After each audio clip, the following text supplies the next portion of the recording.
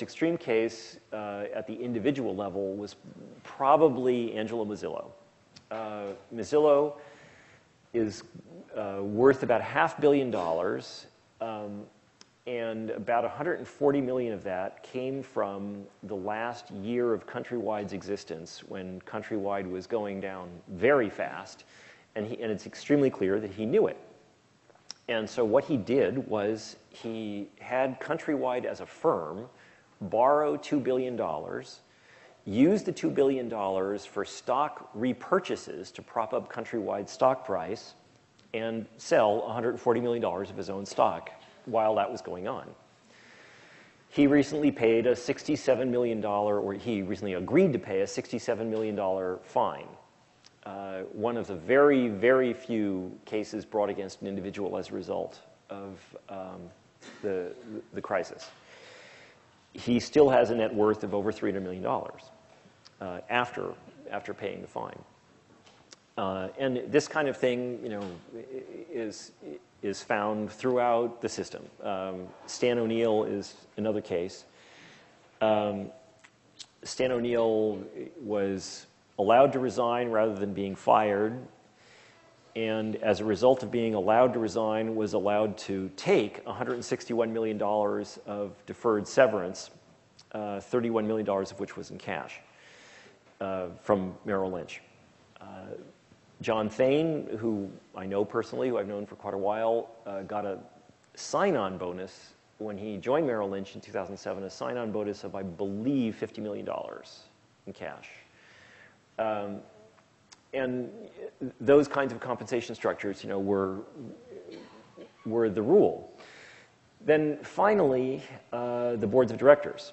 Boards of directors typically received $300,000 to $400,000 in cash and additional stock options, which were costless to them, for serving on the boards of these firms.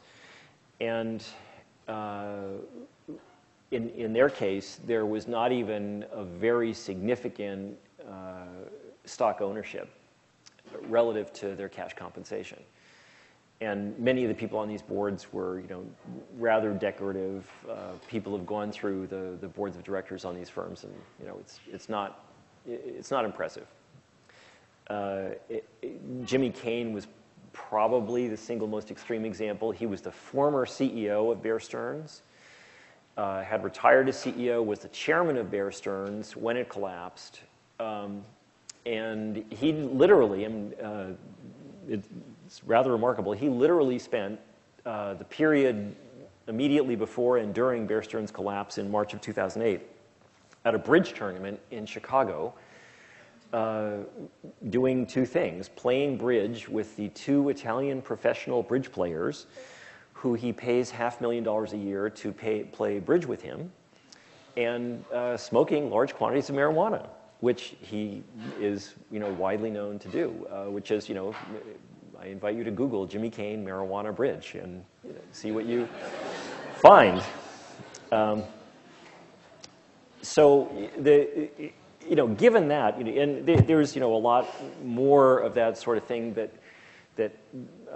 one can describe, and it has been widely described in many books. There are good books about the collapse of Bear Stearns and the collapse of Lehman Brothers, and many good articles, and about the kind of behavior generally that it was occurring during the bubble period. But then the question is, why was such extreme behavior permitted?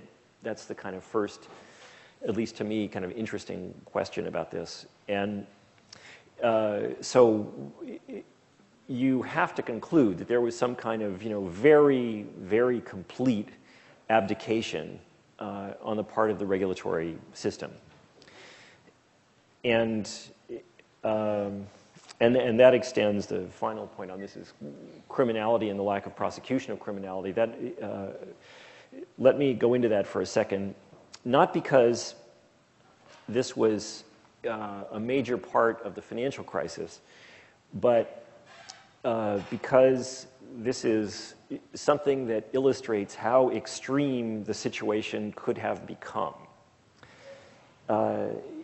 The first post-deregulation major outbreak of criminality in finance was in the mid-1980s after the 1982 deregulation of the savings and loan industry and the partially related rise of the junk bond market. In that episode, a considerable number of people, several thousand financial executives, were sent to prison after the collapse of the savings and loan industry in the late 1980s. That was the last time that there were major prosecutions of large-scale financial crime in the United States. There have been a few isolated prosecutions since.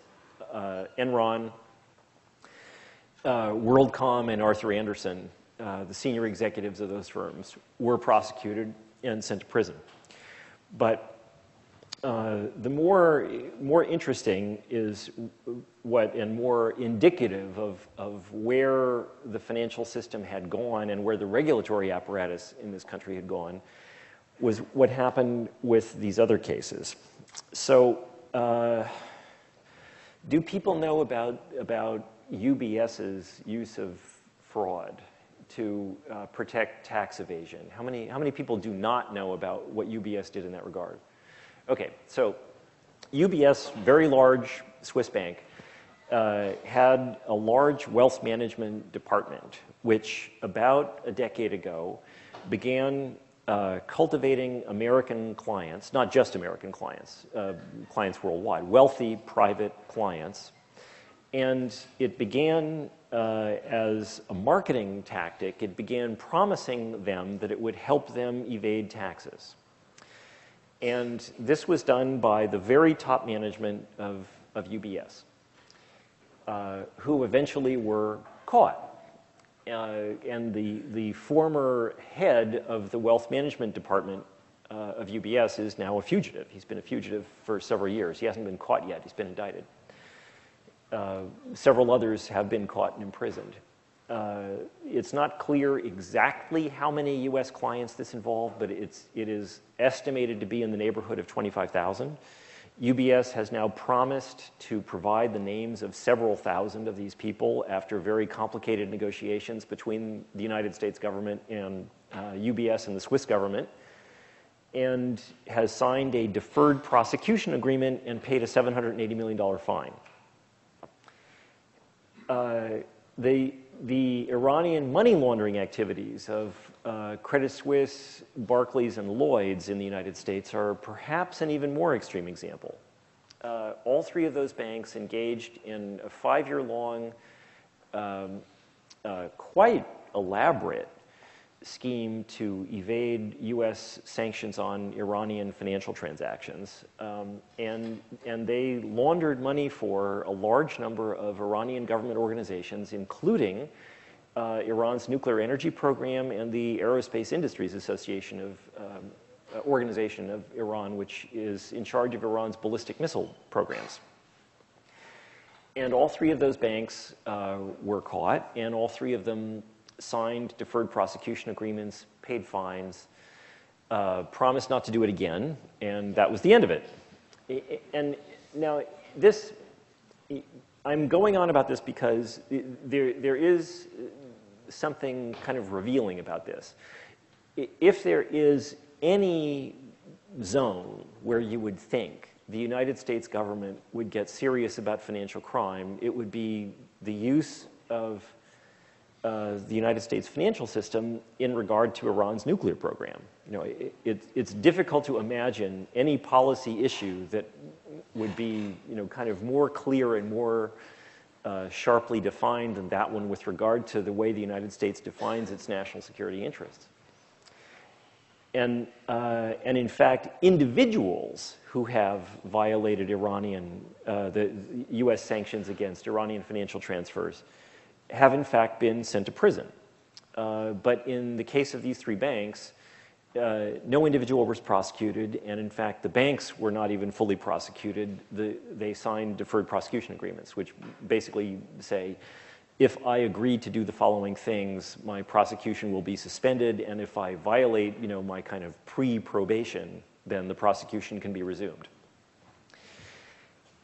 And I think that these are telling because of what they say about the general environment that has come to exist with regard to the prosecution of white-collar and financial crime.